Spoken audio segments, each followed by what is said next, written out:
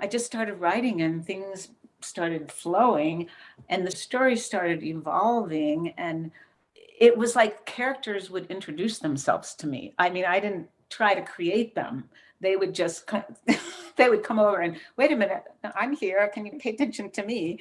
And there were times when I would be like, oh, I want to get this character from here to there. How am I going to do that? And if I tried to think too much about it, it would be blocked. But all of a sudden, if I just relaxed, then, how to do it just sort of appeared as I was writing. Hey everyone, and welcome. I'm Morgan Giss McDonald, founder, CEO of Paper Raven Books. And I have with us today a super special guest who is launching her brand new novel, Lotus. Now, if you are in the market for something like an epic spiritual adventure, you're going to want to hang on and listen to this interview because this author has traveled the world and she's bringing her wealth of experience and adventure to this novel. Kat was born in New York City. She has lived in Switzerland and Hawaii, Panama, India. She lived alongside a military contract team that flew covert missions along the coast of South America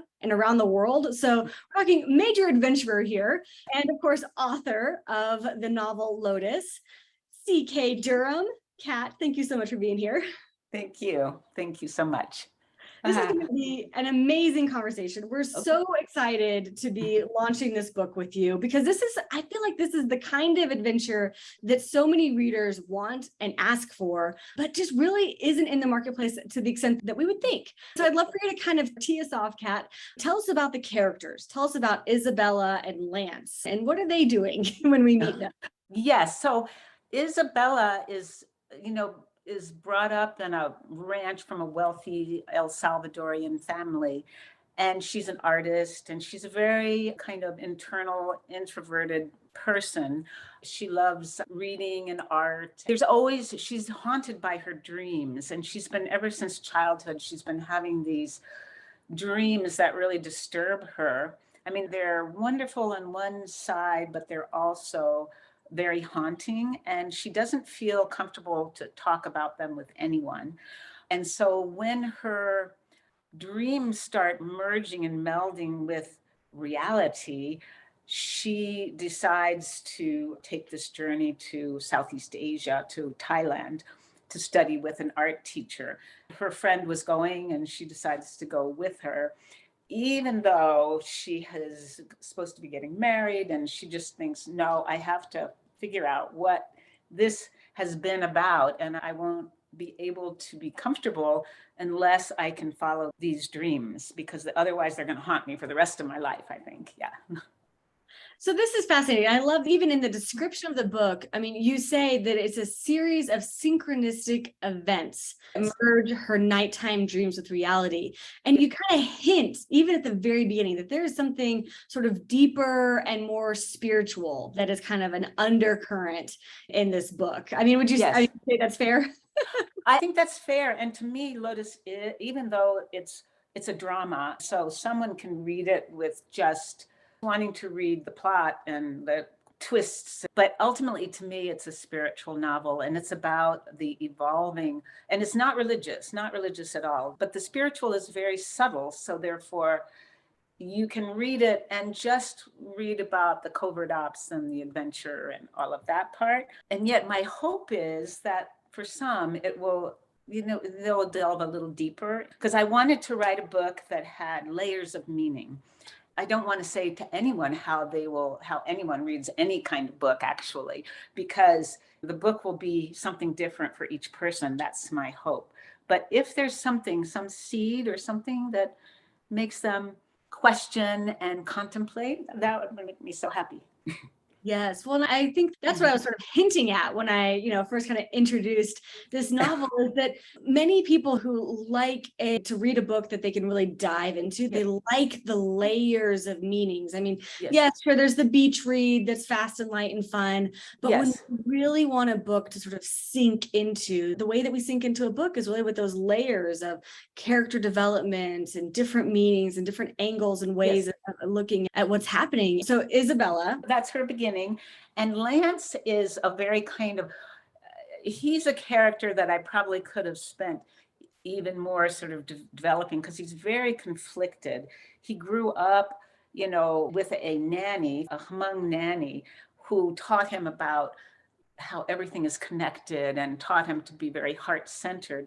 And then at a young age, he became an orphan, and he was sent to live with some very cold and unfeeling people, and was sent to a military academy, which is probably the complete opposite of his beginnings. And so he pretty much had no way of being able to process any of that. So he just stuffed all of that and just decided, I'm going to go on a military career, which I think actually happens to so many of us. Parts of us, because of whatever happens in life, get suppressed and pushed into the subconscious. And so when he is recruited because of his background in Thailand and with the Hmong to go undercover and to work a covert ops mission, because all of that in the time was very hush hush before the Vietnam War had started. They didn't talk about what was going on, but there was a lot of preparations going on before the war. And actually, one of the reasons, I'm going to leave Lance for a moment, that I chose this spot was my brother was a Green Beret, and the Army sent him in the early 60s to Monterey to learn German in, one of their fast track 6 months, learn German. And then once he learned German, they sent him to Laos. And so that was like, what? Anyway, he was in a cave with a cadre of other Green Berets, I assume. And he never spoke about this for over 45 years, not a word. It was very hush and under a lot of mystery. But then slowly, he's since passed away. But some of these stories, a few of these little stories that were so fascinating. And that's why my story is taking place where it is. And it's not, he was there during the war. My story takes place before the war. He was working with the Montagnard, and my story is with the Hmong. However, that was the basis of why the story is taking place where it the is. inspiration. Yeah. And I mean, the best stories, the best characters are inspired by our own experiences, our own family, our own friends, our own travels. And I think you're a fantastic example of that. And I have a feeling we're going to get into some more of your stories, because I mean, you have so many stories. But Lance and Isabela, going back, their connection comes from his background with, his suppressed, he is not that person anymore, and Isabela with her dreams. So they get this connection that is beyond beyond just the surface level. They have a very deep connection, I say. Yes. And that's something that, like, your book, one of the things that Lotus does so well is it weaves together sort of like characters from different backgrounds into the same space, but also different generations. And so, I mean, you've already hinted that we're in sort of the pre-Vietnam War era, and we're getting to experience 3 different lives converging. So we talked about Isabela, we talked about Lance, there is Mera as well. And we've got this, what you've created is like this multi-generational novel that spans like 4 decades. So there's such depth here. Do you want to just tease Mera for us? Sure. She grows up a very idyllic childhood in Central America, in El Salvador, but it's also right before the whole war started in El Salvador, but there were still warlike activities that were going on. And so she lives just with this wonderful family on a farm, and she's just incredibly happy. And then there is something that shatters that. These rebels, they weren't rebels, they were sanctioned by the government, come into the church and recruit her father and her brother. In any case, she's left alone and she has to fend for herself. And so she's, a child of war that was trying to figure out how to survive, basically. Wow. So Inside of Lotus, you've got covert operations, you've got dreams, you've got tangled jungle paths. Yes. A passionate whirlwind romance. Yes. I mean, you're already sort of questioning, wait a second, how do Isabela and Lance and Mera all fit together in this plot? Well, you're definitely gonna have to read it then. Exactly right. You have to read the book to find out. And the good news is you can actually grab a free copy of the ebook today. We are launching the book. We've got a big push to get this book out to a whole new huge audience of readers. So go to paperravenbooks.com/Lotus, all one link. We're going to link it up next to this video. It'll take you over to Amazon. You can grab the ebook, load it up on your Kindle for this weekend. It'll, clear some space because you're going to go in deep on this book. It is definitely your next binge read. And share it with a friend, so if you know another friend who's an avid reader looking for a really great adventure, romance, a little bit of spirituality, a little bit of, that covert military ops angle, then tag them here, share this with them. This is a new book they're definitely going to want to get their hands on.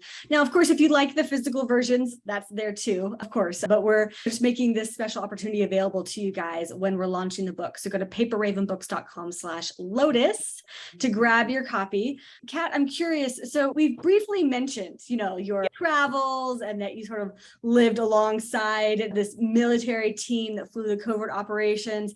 And you also have had your own spiritual experience. You've mentioned in your 30s that you had some serendipitous events of your own that kind of led you to shamanism and some of these things. Can you tell us about that experience? Yes. Well, that happened. I was in my 30s. My kids were pretty young still. And I had been in just this horrible mood for like a week and I couldn't shake it. And that was sort of unusual for me. But this one day I was down working out in town. I lived in the mountains and I decided I was going to go eat breakfast. And I never went to breakfast by myself. But this particular day I was just compelled to go to this little, in Boulder, Colorado, this tiny little restaurant that was behind a gas station. And they only had maybe 10 tables at the most. And so I was standing, there was a line to get in. So I just stood and I had my newspaper and I stood behind this man and he turned around to me and said, "Do you want to share a table?" And I said, "Well, sure." But I thought to myself, well, I'm not talking to him. I'm going to read my newspaper because I don't feel like talking to anyone. I'm not happy today. Anyway, 3 hours later, he was a Buddhist and he just told me about some books that were relevant. It opened the world to me to Indigenous people. The book that he recommended to me was a South African author. And, I ended up traveling to the Native American reservations. I read about every kind of Indigenous person around the world and studied shamanism in Peru. And I want to tell you, it kind of shatters your worldview of but it was something that made the most, all of a sudden I thought, wow, this makes so much sense. They have an understanding that we've forgotten. And I was so fascinated by that. Yeah. And the reason I sort of asked you to share that is because I think it's important for people to know that, yes, this is a fast, fun, adventuresome book. And there is such depth here. There's an exploration really of, if they want to go there. If they don't, that's fine. No, if you want, but it is there for the exploration if people want. And I think the other thing that's interesting, Kat, is that this has been an exploration for you as a writer. You've been working on this novel for years. What has it been like for you to write this novel? In some ways it was very shamanic, very organic, because I started writing from a writing prompt that I thought, well, I'm just going to practice writing today. And so I had this writing prompt and all of a sudden I was living in Panama at the time. And sometimes, very tropical places seemed to be very helpful to me to write. So I just started writing and things started flowing and the story started evolving. And it was like characters would introduce themselves to me. I mean, I didn't try to create them. They would just, they would come over and, wait a minute, I'm here. Can you pay attention to me? And there were times when I would be like, oh, I want to get this character from here to there. How am I going to do that? And if I tried to think too much about it, it would be blocked. But all of a sudden, if I just relaxed, then how to do it, just sort of appeared as I was writing. Not always, not always. And there's a limit to that kind of writing because then you have to go back and make sense of it all. I gave the novel to some friends and things that I thought made so much sense. They were like, what? What are you talking about? So I feel like there has to be a happy medium, and you can write a book a lot faster than 7 years if you use a few more techniques than I used. But then again, this book maybe needed to be written that way. I'm not really, I don't have a definitive answer to that yet. Yeah, I think it's helpful for people to think about. I like that you brought up the tropical location. Like sometimes there is a certain sort of like space or place or even climate that just somehow like opens us up. And that's part of the creativity, Yes. and that you were really open to whatever this could be. It started as a writing prompt and then it turned into more, and you let it turn into more. Right. Didn't sort of overanalyze it. And yeah, sure. Many times our first book takes a little bit longer because we're kind of getting down this rhythm of not only writing, but also these particular characters and these different locations and how it's all going to fit together. And so it's a practice that I'm sure your next novel will come together a little differently, maybe more quickly, maybe more easily. Absolutely, absolutely. But I realized about the tropical setting for me because the second half I wrote in Nicaragua. And so that was another tropical setting next to the ocean. And so I think for different people, it might be the desert or it might be, the big city. One woman who wrote a book I just had lunch with, she said she likes to write with the covers over her head and just in handwriting. That's how she writes and how her creativity comes out. So I don't think there's any one way, but for me, that was a good way. And then what was it like to move from this sort of like writing creativity space into, okay, now we are editing the novel and working towards publication? I mean, what was it like to start involving other people in the process of getting the novel ready for publication? Yes, it's frustrating. It's incredibly helpful because you have different eyes on your manuscript, but then sometimes you don't agree, and sometimes you have to, it's a process, and it's like birthing a baby, I think. Yes. It's maybe it's painful and exhilarating all at the same time. But I'm so appreciative. I'm so appreciative to Paper Raven Books because I never would be here without the prompting. And what I realized is that it's like if you're having a project done in your house, you can't just say, oh, go do that and go off on vacation. You have to be involved in every part of the process. That's what's so beautiful about having a self-published novel, is you get to say, yes, this is good, and yes, no, I don't like that. And with a regular editor, they don't do that. They don't let you choose. So the most fun parts, I would say, of getting it ready for launch was the book contest. That was just so cool because these artists were amazing. I had like 3 or 4. I'm like, ooh, which one? Because they were able to see different, so each one of them with just a very short synopsis were able to see aspects and bring into a visual concept of my book that I just was like in awe of. It was just so cool. I loved that part. Yeah. It is so fun when it starts to move from just words in your head to words on a page. You're sharing it with, your initial readers, Yes. your beta readers, and your editors, and timing it. And then you get this visual aspect of, oh my gosh, Yes. there's a cover for this book. And then here we are, Kat. We're launching your book. Folks, just want to encourage you again, paperravenbooks.com/Lotus. Click the link next to this video, takes you over to Amazon. You can grab the ebook version for free right now today. So go ahead and do that while you're here and thinking about it. You can grab the physical version too, get that in the mail, tag a friend. And I'm curious because you've been through this whole process now, Kat. Is there anything, from where you are now, perspective that you've gained, if you could go back to a younger version of Kat, are there any, I don't know, words of wisdom or encouragement that you would offer a younger version of yourself?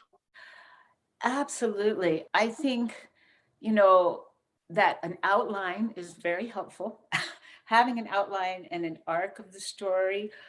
In this case, I don't know if it would have been the end all because I felt like during the 7 years I lived more. And then I was able to, from that living, bring that into the story. But yes, being able to, the characters are so pivotal and important, and really understanding your characters at, before actually you even, don't just let the characters evolve, but understand their psyche, all areas, the beautiful and the difficult and all of that before. And so they can evolve and you understand, and perhaps that would deepen the characters as you go along. There's still lots of room for intuition, but I would like to say that, yes. When you develop your characters, do you have like separate documents that you're sort of adding to about what you have learned or discovered about your characters? I didn't do that, but that's a very good idea. And I would tell my younger self that then, now that I just learned it. There you go. For your next set of characters, you can give them each a little document that's kind of Yes. their personal history. And you're right. I mean, the letting your characters, not only letting them play out the plot, but Yes. also letting them show you who they really are. And you said two Right. words, you said the beautiful and the difficult. And I think Yes. that's those are kind of the two aspects of self to really just be thinking about. It's very tempting, I think, for us as authors to sort of want to lean into one or the other. I want to lean into, her beautiful side or his beautiful side, or on the flip side, sometimes we want to lean into difficult, and just remembering that our characters are going to have both and letting them show us both sides. Yes, and I think that is sometimes where we can become self-critical and difficult with our own selves, to remember that the most vivid and meaningful characters have a lot of conflicts and inner conflicts and things. And that's actually the beauty of them. And so we have to remember that for ourselves as well. See, guys, this is what CK Durham does. There's just a little like right under there. There's a little undercurrent. There's deeper to go if you want to go deeper. Yeah. Well, thank you for writing this just amazing, phenomenal novel that is both action, adventure, passionate whirlwind romance, and also gives us the space to have a little bit more reflection, a little bit more of that spiritual adventure. So thank you for giving Lotus to us. Guys, paperravenbooks.com/Lotus, and you can start reading it now, dive in right now. We would definitely encourage you to go ahead and do that while you're here and while you're thinking about it. Thank you, Kat, for writing this novel. It's phenomenal. Thank you, Morgan, for having me. Of course. Can't wait for everyone to get into Lotus. And then, there's another novel coming. So we'll be excited to see your next novel when you're ready too. So today's the day. Dive in, get Lotus. Y'all have a good rest of your day. Kat, thank you for being here. And we will see you guys next time. Bye, everybody.